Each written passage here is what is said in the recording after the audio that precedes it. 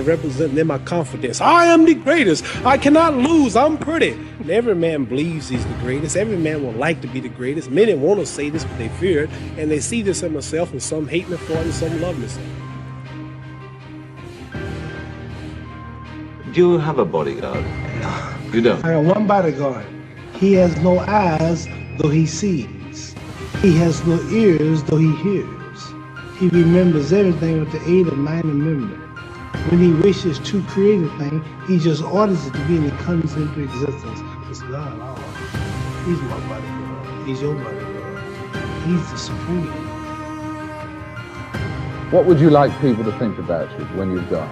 I'd like for them to say he took a few cups of love.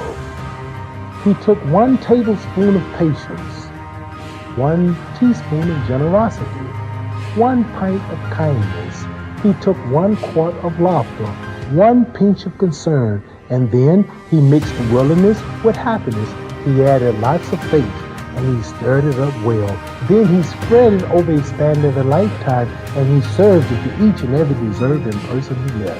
I study life, I study people, and I'm educated on this. But when it comes to reading and writing, I'm not. I may be illiterate in that. But when it comes to common sense, when it comes to feelings, when it comes to love, compassion, heart for people, then I'm rich.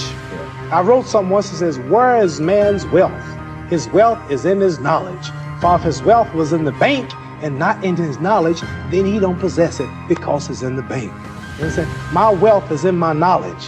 I'm a spokesman for my people, and I want to represent my people, and I don't want to be a bad representative. I can't be blind, because the blind lead the blind, they all fall in the ditch. No, I want to say something right here. This might make you all think. Life is not really long. Let's say the average person 30 years old. If you're 30 years old, you are not but about 7 years old. How can I prove it? Add up all the 7, 8, 9 hours you slept for 30 years. Out of 30 years, out of all the nights, last night when you went to bed and woke up this morning, you don't remember a thing. You've been unconscious for about 8 years. If you're 30 years old, you slept about 8 years. Okay. How much traveling have you done in 30 years? From the television station to home, to another country, to another city, to school, to church. You've probably traveled 2 years of your life and spent just getting back and forth to where you're going. So there's 8 years of sleeping, 2 years of traveling, there's 30 years out of your life before you accomplish anything. How long do you sit in school? In America, we stay in school from the 1st grade to 12th grade. 6 hours a day for 12 years, break it down, you sit in the classroom for 3 years without leaving. Okay, 2 years of traveling, 8 years of sleeping, 3 years of school. How many movies have you went to? How many wrestling matches? How much entertainment?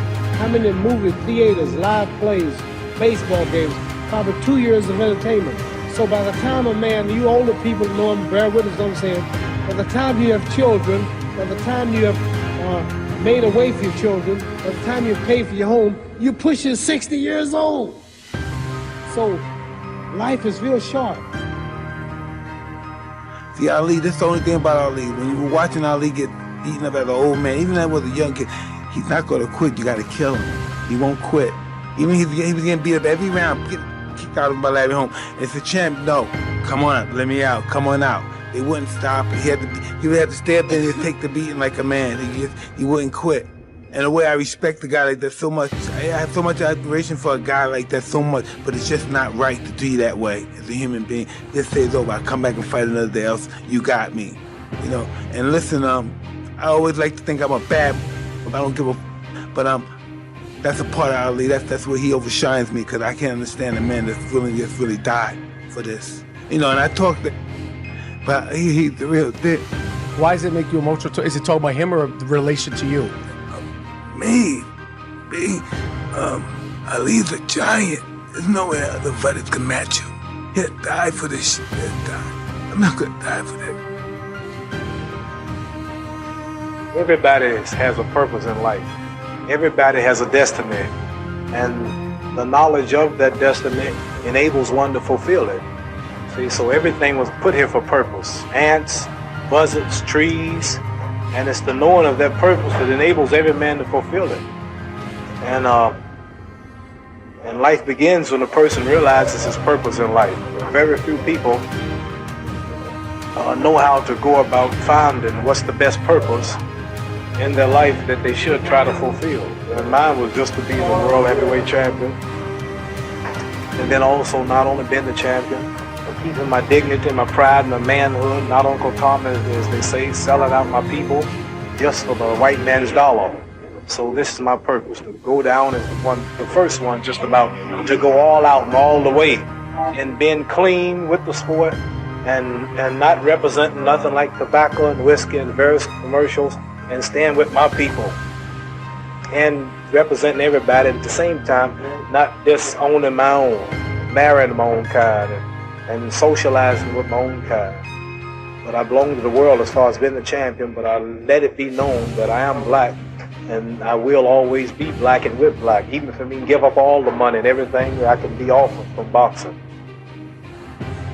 My head got big and I started thinking it was my training camp and my boxing ability that kept me where I was at, and God punished me and he gave me a good whooping. He broke my jaw in the second fight and he got me whooped and knocked down in the Frazier fight, and I realized I wasn't that great after all.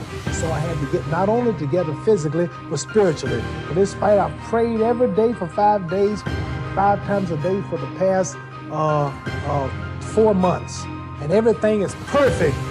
And if Allah's with me, it ain't no way no man can win.